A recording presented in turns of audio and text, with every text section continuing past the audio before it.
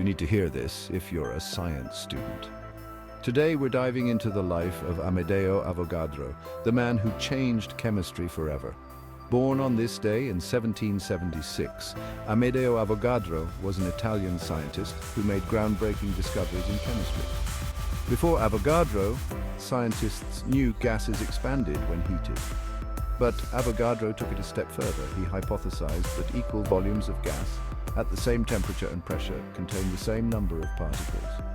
This revolutionary idea, published in 1811, is now known as Avogadro's law. But it wasn't until the 1850s that his work gained recognition. Avogadro also made a crucial distinction between molecules and atoms, paving the way for modern chemistry. And here's the kicker. From Avogadro's law, we get the concept of a mole. 1 mole of any gas contains the same number of molecules, about 6.02252x10 circumflex 23, known as Avogadro's number. So next time you hear mole, think of Amedeo Avogadro, the man who forever changed how we understand the microscopic world. Happy birthday, Avogadro.